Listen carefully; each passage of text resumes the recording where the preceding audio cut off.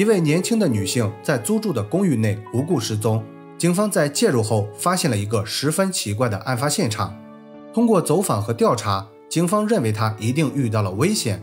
不过由于缺乏证据和线索，在进行了一段时间的调查后，此案最终以失败告终。这个结果引起了受害者家人的不满，他们不远千里往返两国近100次，几乎花光了全部积蓄，但仍然没有找到她的下落。就在所有人打算放弃的时候，案件意外迎来了希望。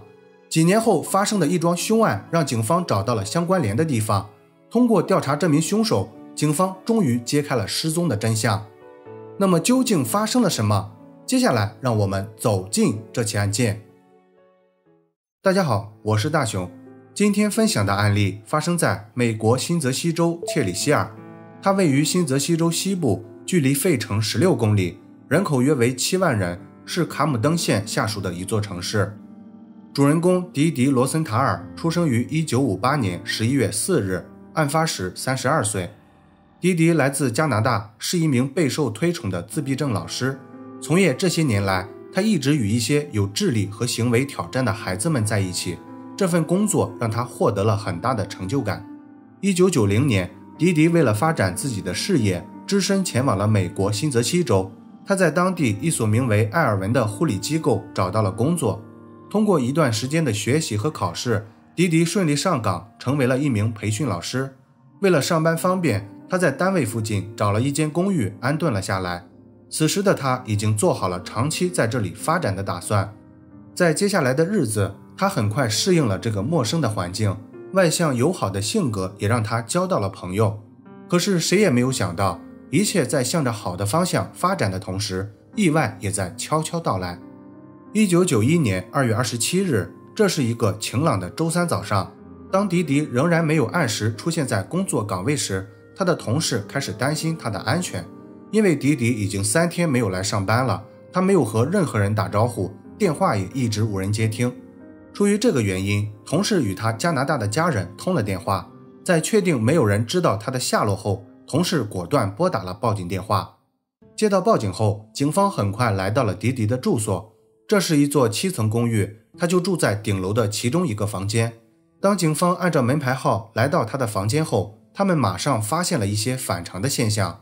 他家的房门没有上锁，门口堆满了很多未取走的报纸。此时的警方心里有了一种不好的预感，他们做了最坏的打算，小心翼翼地走进了房间。房间内出乎意料的整洁，警方没有发现任何血腥的场景。他家的门窗完好，没有破坏，卧室的床铺也很平整，厨房和卫生间里也没有发现冲刷过的迹象，所有一切看起来都像是他自己离开了这里。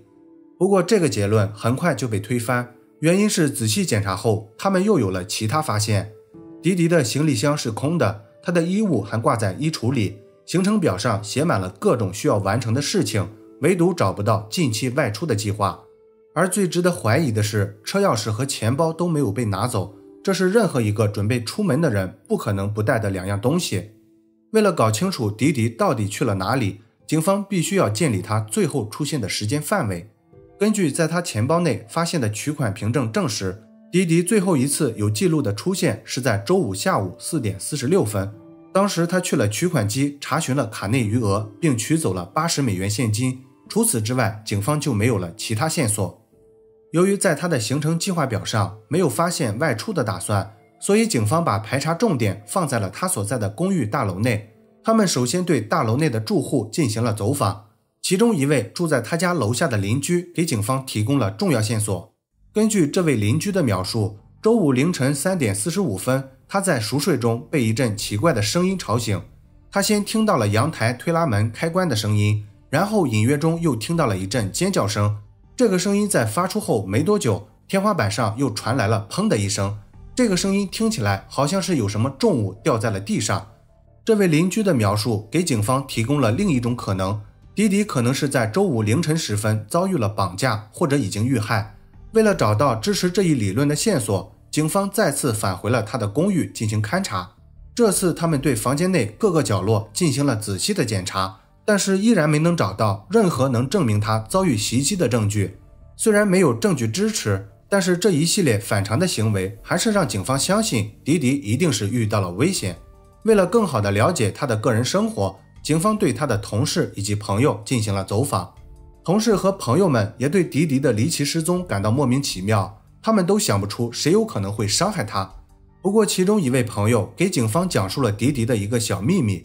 根据这位朋友的描述，迪迪在搬进公寓后不久就和一名已婚的男人建立了关系，他们的关系仅仅是各取所需，在生活中没有任何交集。朋友的这番言论让警方收获了第一位嫌疑人，随后他们对这名男子进行了调查。根据调查结果，这名男子曾是公寓大楼的维修工，他有物业配发的钥匙，可以随意进入别人的房间。这个发现让警方相信这名男子有作案嫌疑，掩盖婚外情可能是潜在的犯罪动机，于是他被带走进行了审讯。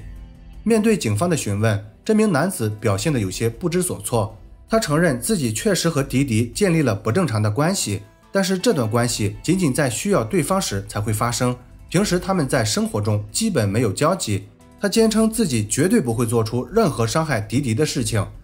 尽管这名男子一再否认，警方还是向他询问起了案发前后的活动轨迹。这名男子表示，周五这天他完成了一整天的工作，下班后他就一直和家人在一起，没有外出过。周六日这2天，他们一家人又去了别的城市探望亲人。警方对他的话表示怀疑，随后对他的不在场证明进行了核实。通过各种收费票据以及家人的证实，警方确信他没有撒谎，于是他被排除掉了嫌疑名单。虽然这次调查没有结果，但是这也让警方找到了方向，能随意进入他房间的人可能就是凶手。接下来他们对公寓内所有工作人员一一进行了问询。通过调查和走访，警方锁定了另一名嫌疑人，一位绰号叫疯狂艾迪的维修工进入了警方的视线。据称艾迪是个非常奇怪的人，他有些孤僻，不怎么爱说话，不过在遇到女房客时，他就会表现出另外一面。为此他收到了不少投诉，疯狂艾迪的绰号就是这么来的。有了这个发现后，警方对艾迪进行了审讯。艾迪对警方的问话感到非常不满，他承认自己确实在工作中有一些不太恰当的行为，但是这只不过是在开玩笑，并没有违法。他不认识迪迪，与他也没有任何交集，他甚至都不知道失踪的事情。虽然艾迪对警方非常不满，但是他还是被问到了案发前后的活动轨迹。艾迪表示，周五下班后他就直接回家了，他和女友在家度过了一整晚。此时的警方对艾迪非常怀疑，但是由于目前没有任何证据，加上他也不愿意配合，于是在结束问话后，警方只好放走了他。调查进展到这里，警方迫切需要线索，他们动用了一切手段，试图查明迪迪到底发生了什么。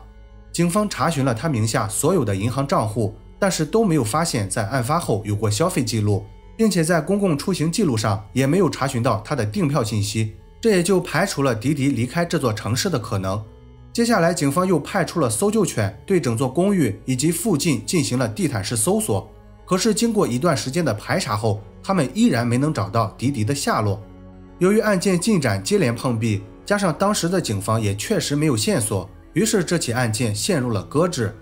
得到消息的迪迪的家人再也坐不住了，他们多次飞到美国与警方进行交涉。由于警方实在没有办法继续调查，迪迪的家人又聘请了私家侦探。在这期间，他的家人来回往返近100次，花光了几乎所有积蓄，但仍然没有找到他的任何踪迹。万般无奈下，迪迪的家人选择向媒体公开求助。经过媒体的报道，这起离奇的失踪案很快在全国范围引起关注。随着关注的人数越来越多，警方和他的家人也收到了很多线索。有目击者表示，迪迪在佛罗里达州出现过，也有人给迪迪的家人打电话，声称他是自愿离家出走，让他们不要再寻找了。不过这些线索在经过警方一一核实后，最终还是无功而返。截止到现在，案件的进展已经陷入了死胡同。尽管警方相信迪迪很可能已经遇害了，但是当时他们唯一能做的就是把一切交给时间。时光飞逝，转眼迪迪已经失踪4年多了。此时他的家人仍然抱有希望，他们祈祷着在未来可以得到他的消息。很快他们的愿望就会实现。